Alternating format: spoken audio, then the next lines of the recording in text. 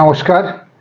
আবার আমরা ফিরে এলাম আমাদের দ্বিতীয় এপিসোডে খোকন বাবুকে নিয়ে, অর্থাৎ খোকন ভট্টাচার্য মহাশয়কে নিয়ে। আজকে আমরা ওনার কাছে শুনে নেব, উনি যেহেতু একটা ব্যবসায়ী সংগঠন অর্থাৎ শিলিগুড়ি শেঠশিলাল মার্কেট ব্যবসায়ী সমিতির বর্তমানে উনি সম্পাদক এবং দীর্ঘদিন উনি যুক্ত এই সংগঠনের সাথে। অথচ আমরা দেখি মার্কেটে বিভিন্ন ধরনের সমস্যা, এইসব নিয়েই আজকে আলোচনা খোকন বাবু আপনার সাথে। আচ্ছা খোকন বাবু, আমরা দেখি শেঠশিলাল মার্কেট, আমার তো মনে হয় ওটা বোধহয় অন্যান্য মলের থেকে অনেক বড় জায়গা এবং ব্যবসায়ীদের একটা সব থেকে ভালো জায়গা, কিন্তু অনেক কাস্টমার বিমুখ হচ্ছে, অর্থাৎ ঢুকতে গিয়ে আর ঢুকতে পারছে না। ওই যে জ্যাম জট, এক সময় এটা ছিল না, যদিও ব্যবসা বেড়েছে, কিন্তু ব্যবসা বাড়ার সাথে সাথে কি হয়েছে, ওই ব্যবসায়ীর সামনের যে জায়গাটা, ওটা ওই সামনের যার দোকান তার সামনের জায়গা সে বিক্রি করে দিচ্ছে, প্রতিদিন তারা টাকা নিচ্ছেন সেই সকল ব্যবসায়ীদের কাছে, অন্যান্য ব্যবসায়ীদের কাছে। তো এখানে আপনাদের উদ্যোগটা কোথায়? ওটা কি আপনারা ওঠাতে পারেননি, কিংবা আপনারা সেইভাবে ইনিশিয়েটিভ নিতে পারেননি? একটু দর্শকদেরকে বলুন, জানতে চাই সবাই। আসলে শেঠশিলাল মার্কেট ব্যবসায়ী সমিতি যখন তৈরি হয়েছিল, সেই সময় শেঠশিলাল মার্কেটের উপরে খুব অত্যাচার চলতো।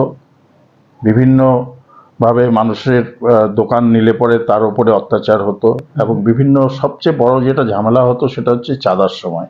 এই দুর্গাপূজা এবং কালী পূজার সময় যে চাঁদা কালেকশন করতে আসে, সেই সময় একটা খুব অসুবিধার মধ্যে পড়তো দোকানদারের মালিকরা। তো সেই সময় আমি, আমার দায়িত্বে আসে শেঠশিলাল মার্কেট, সেই সময় আমি এইগুলোকে টোটাল বন্ধ করতে পেরেছি। সমস্ত ব্যবসায়ী সহযোগিতা নিয়ে আমি এগুলোকে বন্ধ করতে পেরেছিলাম। এবং ক্লাবগুলো, বিশেষ করে সমস্ত ক্লাব, শিলিগুড়ির যত বড় বড় ক্লাব বা যারা চাঁদা উঠাতে কোনো গণ্ডগোল হতো, সেই সমস্ত ক্লাবগুলো আমার সাথে সহযোগিতা করেছেন, এবং আমি তাদেরকে বলতাম যে তোমাদের যে চাঁদাটা সেটা আমরা তুলে দিয়ে দেবো। আচ্ছা, তো এইভাবে ক্লাবগুলো যথেষ্ট সহযোগিতা করে এই জিনিসটা কিন্তু আমরা বন্ধ করতে পেরেছিলাম। এবং বিভিন্ন জায়গা থেকে, যেমন কেউ একটা দোকান নিল, তাকে উঠিয়ে নিয়ে যাওয়া হতো এবং তার থেকে পয়সা কালেকশন করা হতো। এই জিনিসগুলো কিন্তু আমিই বন্ধ করেছি আমার ব্যবসায়ীদেরকে নিয়ে।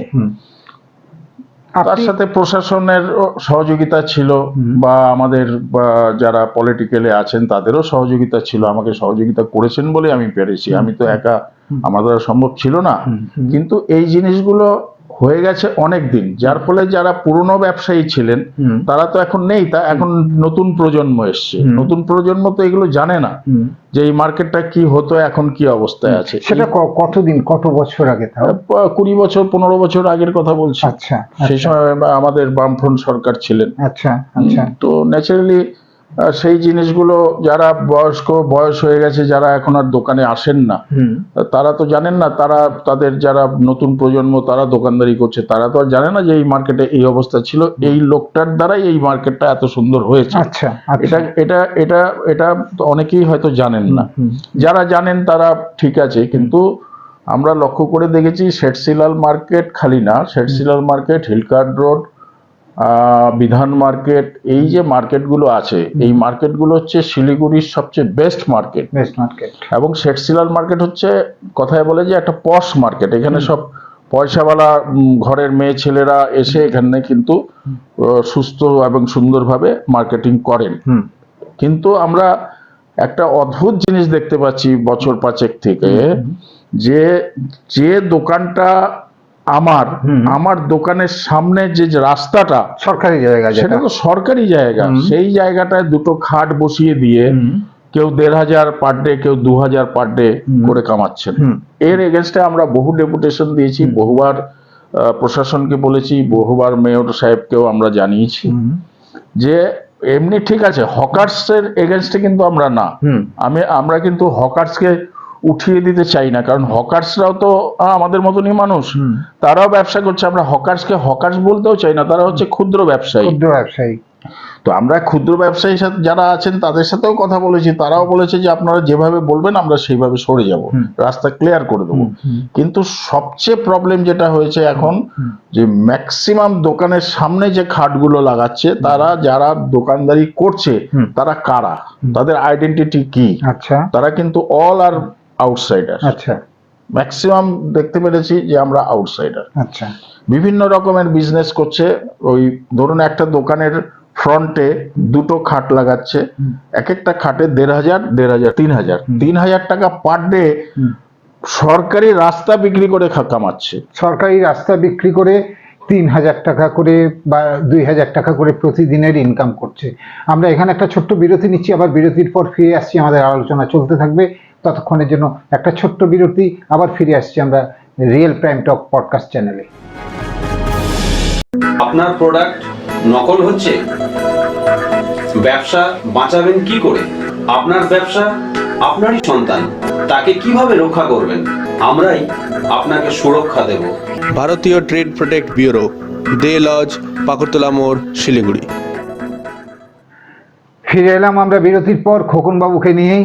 খোকনবাবুর সাথে একটু আগে আলোচনা হচ্ছিল যে ওই যে যারা টাকা পয়সা ইনকাম করছে সামনে জায়গাটুকু বিক্রি করে, অর্থাৎ প্রতিদিন খাট বসাচ্ছে বা ছোট একটা ঠেলা বসাচ্ছে, এটাকে বন্ধ করার জন্য খোকনবাবু অ্যাজ এ সম্পাদক, অর্থাৎ এই শেঠশিলাল মার্কেট ব্যবসায়ী সমিতির সম্পাদক হিসাবে কতটা উদ্যোগ নিয়েছেন এবং কতটা সফল হয়েছেন তিনি একটু বলুন আমার কাছে। দেখুন, প্রথমে তো দোষটা আমাদের, কারণ আমরা যারা দোকানদার এবং যারা বসাচ্ছেন তারাও তো আমাদের মেম্বার।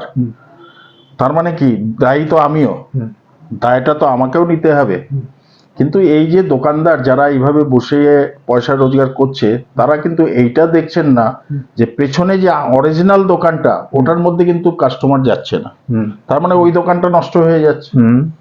আপনি জানবেন শিলিগুড়িতে শেঠশিলাল মার্কেটের রেট ছিল সবচেয়ে বেশি। এখন কিন্তু শেঠশিলাল মার্কেটের ডাউনফল শুরু হয়ে গেছে। আচ্ছা, ডিউ টু দিস। আচ্ছা, স্পেস নাম্বার 1 হচ্ছে পার্কিং, নাম্বার 2 হচ্ছে আপনার এই হকার যারা দোকানের সামনে খাট লাগিয়ে বসে ব্যবসা করছে। আমরা দেখুন এর এগেনস্টে আমরা প্রায় রেগুলার, এই তো দিন 5-7 আগেও আমরা বেরিয়েছি। আমরা যখন বেরোই তখন সব সাইড হয়ে যায়, আবার যখন আমরা চলে যাই তখন আবার সেই সেই। তো মানসিকতাটা আমাদের পরিবর্তন করতে হবে। আমরা সাময়িক একটা লাভের দিকে যাচ্ছি, কিন্তু আমরা পার্মানেন্ট কিন্তু আমরা দোকানদারিটা শেষ করে দিচ্ছি। এটা ইনিশিয়েটিভ নেওয়ার জন্য আমি আমাদের সিপি সাহেবকেও আমি জানিয়েছি, কয়েকটা চিঠি দিয়েছি, আমাকে তো সব রেকর্ড আছে। আমি মেয়র সাহেবকেও জানিয়েছি, কিন্তু কোনোভাবেই কিছু কাজ হচ্ছে না। হ্যাঁ, এটা একটা অদ্ভুত ব্যাপার।